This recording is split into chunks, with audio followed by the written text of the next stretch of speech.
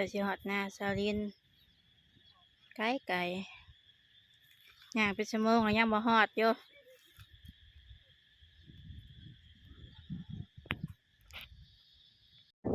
สบายดีทุกคนวันนี้เราสิพาพี่น้องไปติดจักรจันทร์เด้อว่าสิได้บ่แป๊บ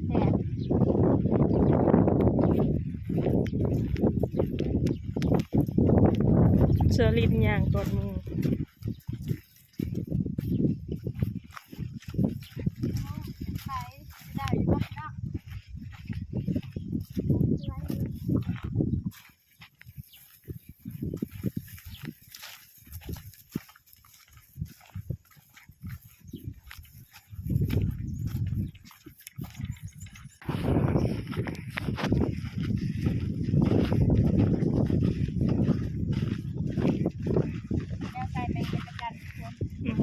มาแล้วลืมของได้กระตุกมาใส่เป็นจักรจันทร์นี่แหละพี่น้องเขาเอิ่นว่าไปไทยนาแล้วลืมกล้วย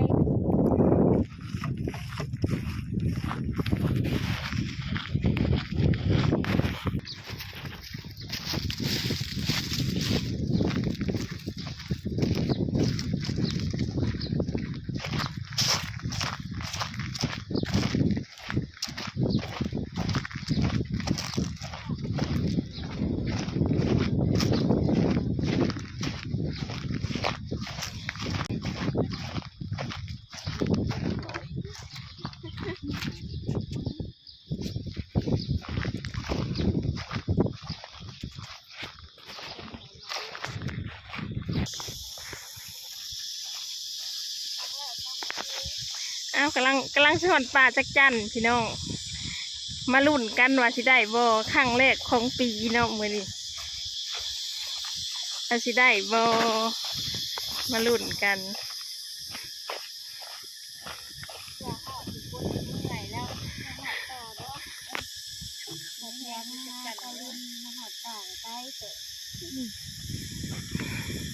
เมื่อย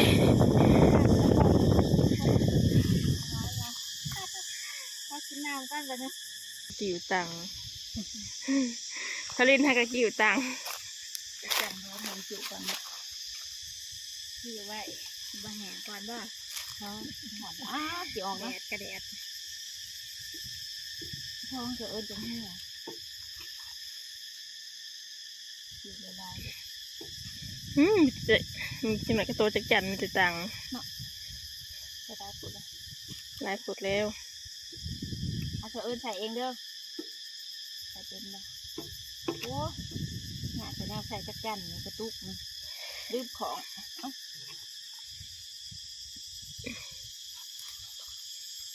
ตู้เลยของปี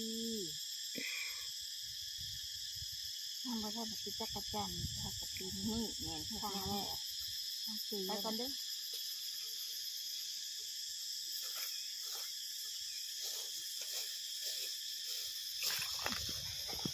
ติดชมติดเสือจ้ะมาบางมันคอยซื้อจะยิ้มถือได้ทุกคนกระโดดได้บ่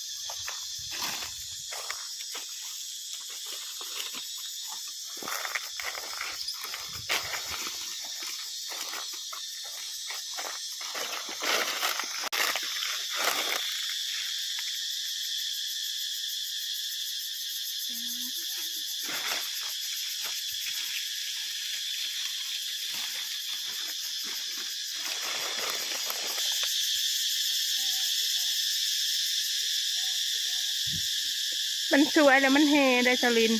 ถ้าหมอมาแต่เช้าเพราะว่าตังเขาก็ยังบ่พร้อมนะพี่น้องมาสวยเลยเพิ่นจะเฮแน่จังน้อยจักจันกะ ม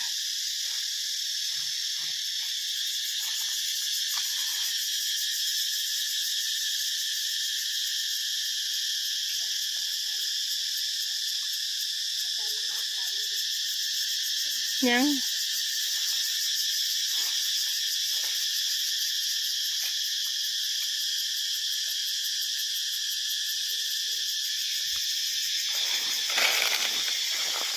ได้เลยพี่น้องตัวแรกพี่น้องสลินได้แล้ว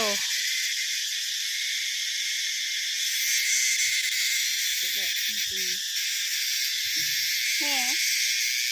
ข้างหน้าบัดนี้มาเป็นใส่ๆเลย เจ้าฟูสลินตัวหนึ่งตัวจิ๋วนะเพิ่งคุณ จะไม่เป็น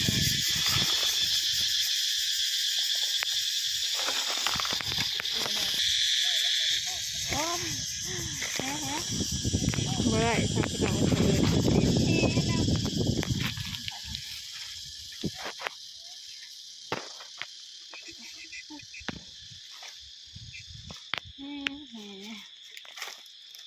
มีอันอย่างมันได้คนเราไม่ได้มันแห้ง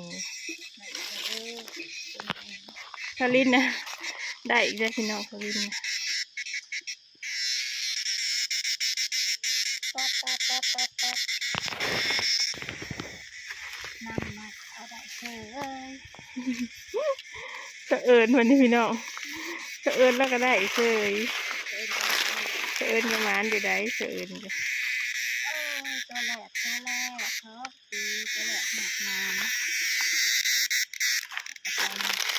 แล้วมาเห็ดอันนี้เห็ดทุบอันนี้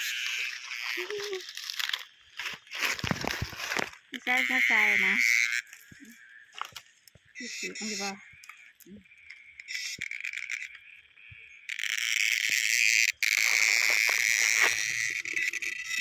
เนี่ยใส่พี่น้อง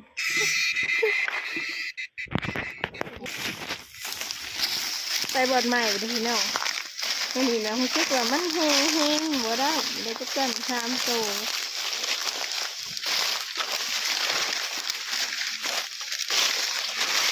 แต่พ่อเขายิงแล้วไปติดบุเคนได้เลยพี่น้องได้ทีละ400 โต500 โตวันนี้แล้วก็ไปอีก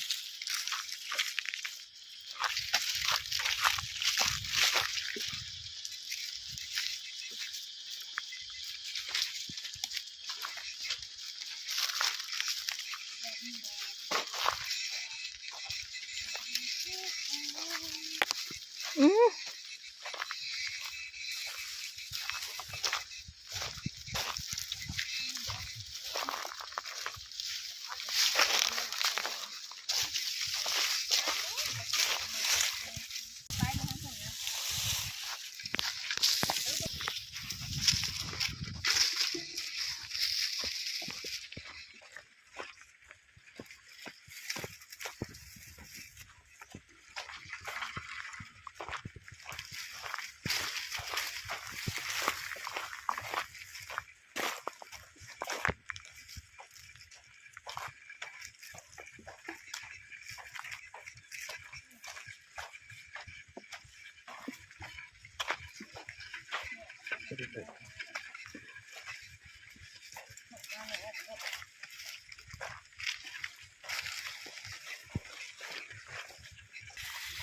เห็นอีกแล้วพี่น้องเช้าเอิญมาหลุ่นว่าสิได้บ่แต่เช้าลินน่ะได้พี่น้อง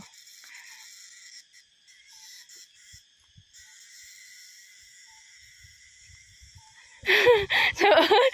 เอิญบ่ได้ซ้ำเช้า สารมันสั้นเนาะมันยังอ่อนเลยสารฉันอยู่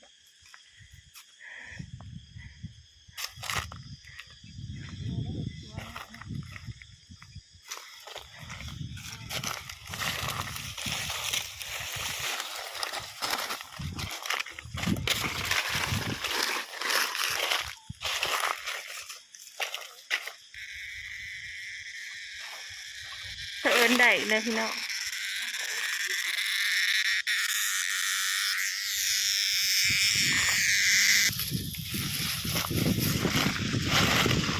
ทางไปกะคนขางลำบากหน่อยนิดนึงพี่น้อง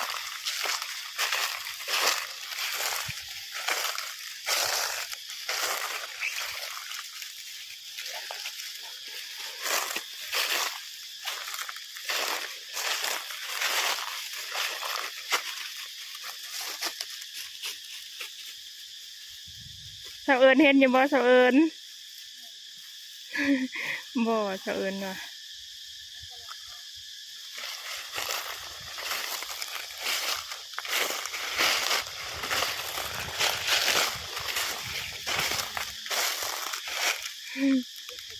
สาวเอิญเห็นแต่หลอกขาบมันเจอ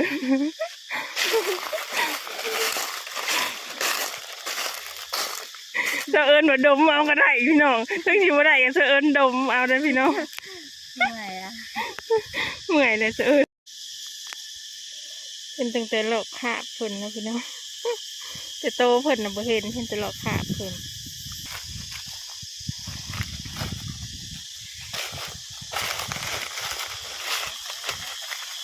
สาวเอิญพูน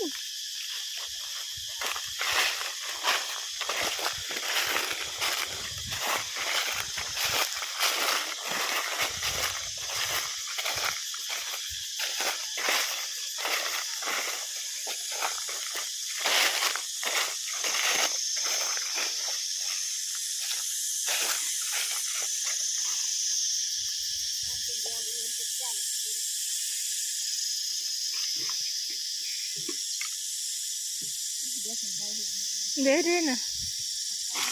นั่นแหละ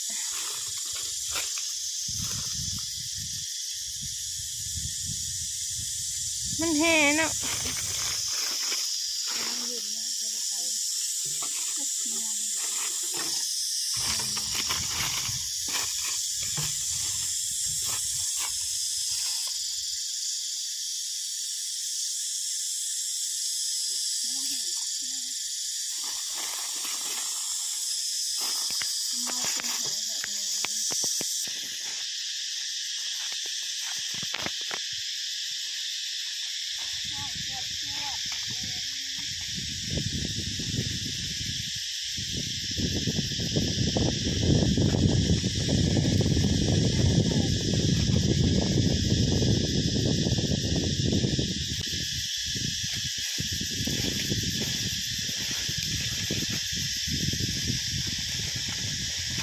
สาวเอิญเพิ่นได้อีกเด้อพี่น้อง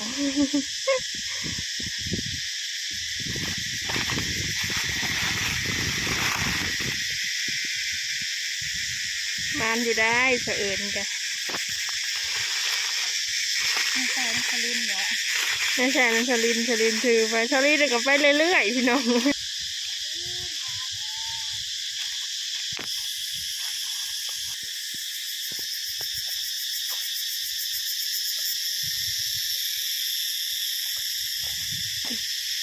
จะได้โตเลย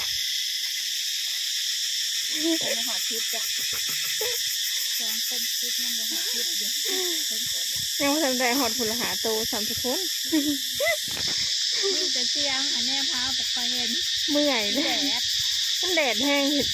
เวลามากอะ10:30เลยทุกคนเพื่อมาหอดป่ากะ11 โมงมันย่างมาแล้วมันซ่าแล้วก็เมื่อยแบบนี้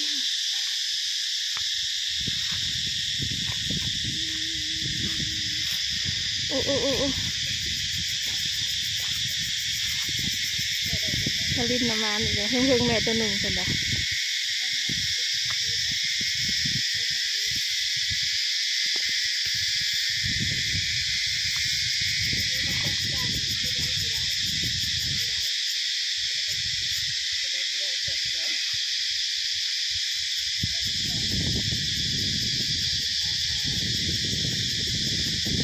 แล้วหลุดน้ำเสะเอิญเราพี่น้อง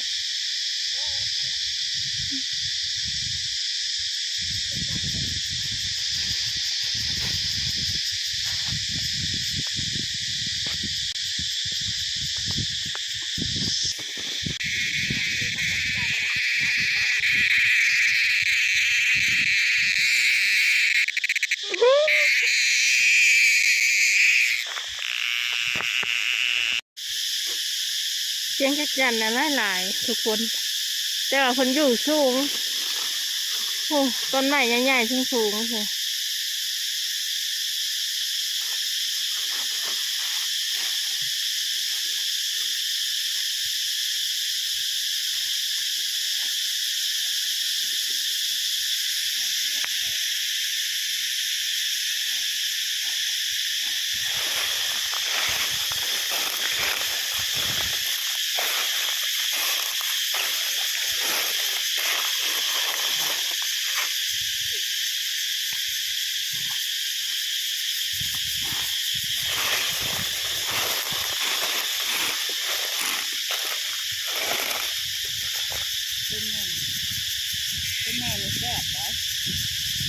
ก็จะสิ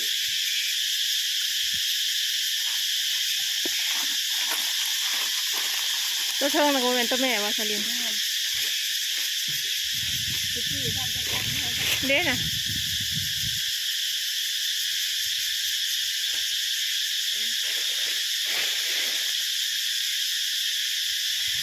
ก็เอิญ นี่เอามาแล้ว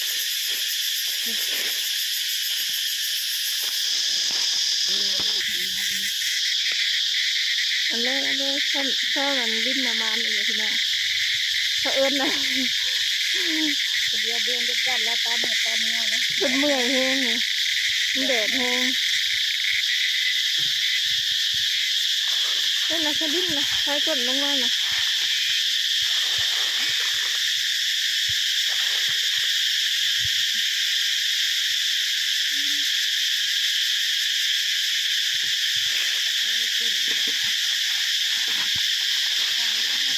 เด้นะฮะเป็นสิวนะ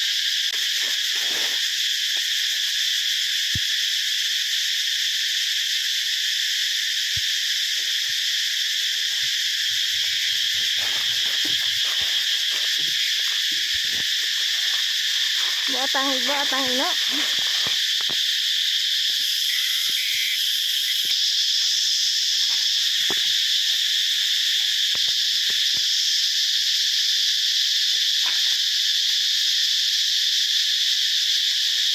นี่มีเสียงห้องทุกค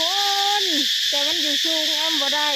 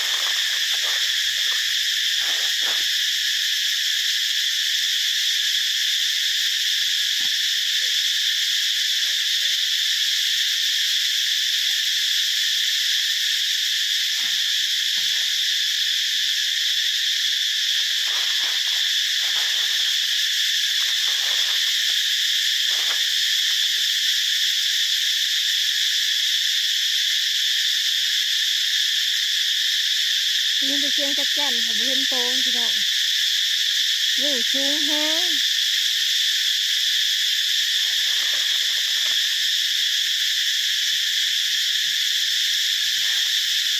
ถ้าลิ้นนะคนมาอยู่เลยทุกคน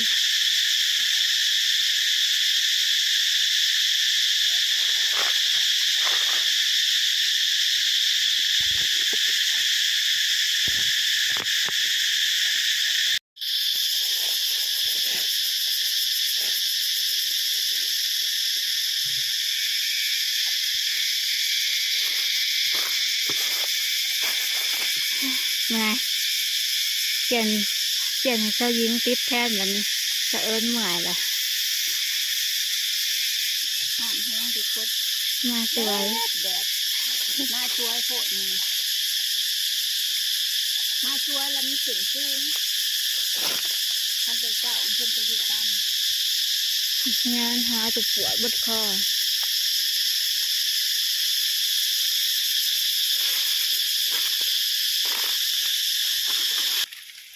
มาแวะทักห้อมทำไงแม่เป็นเจ้าห่มอยู่ต้นไห้มันแดดก็แล้ว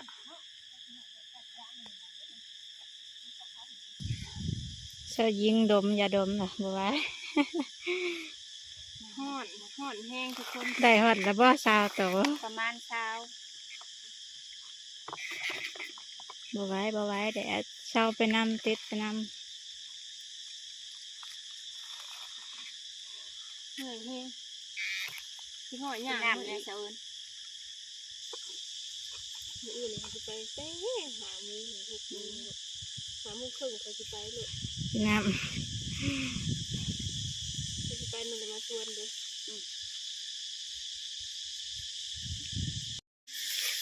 น้ำกินกับซีเบิร์ดแต่ท่านหอดสิได้ค่ะน้ำกินเบิร์ดแล้วก็เมื่อแล้วทุกคนเลยจักจันกันยังบ่ได้หอดยี่บ่เศร้าตัว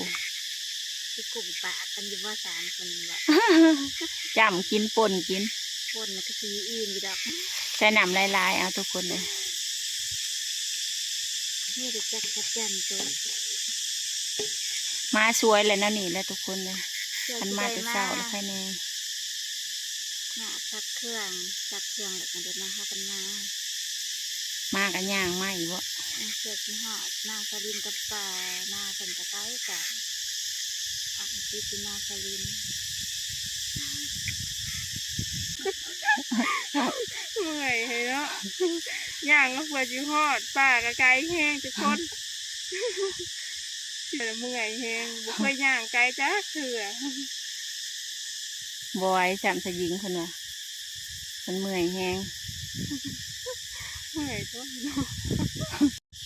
ห่มให้ใหญ่ทุกคนเย็นพากันนั่งอยู่ห่มให้ใหญ่มันแห้งเลยเดินแล้วมานั่งฟังกินกันเนาะเย็น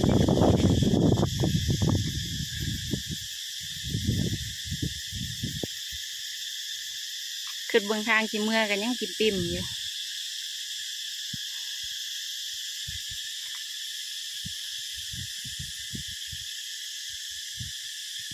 สองสาวเมื่อยแห้งดมยาดมอีกปอมจะยิงหัวไวแหละทุกคนว่ะ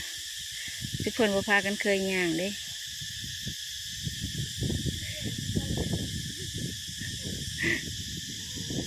สลินย่างดูสลินยินสายนะจูนนั่นอิตาดันนะว่าน้อยมากับเมื่อยทุกคนเลย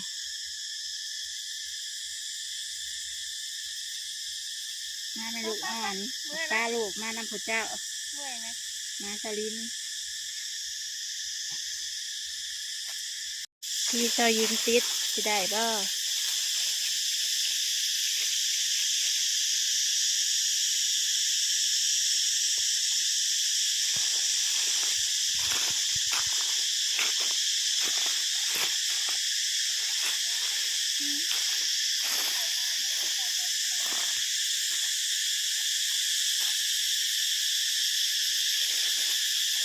ได้เชยซอยยิงติดตอนนี้ก็เดินทางกลับแหละบ่ไหวเมื่อยแดด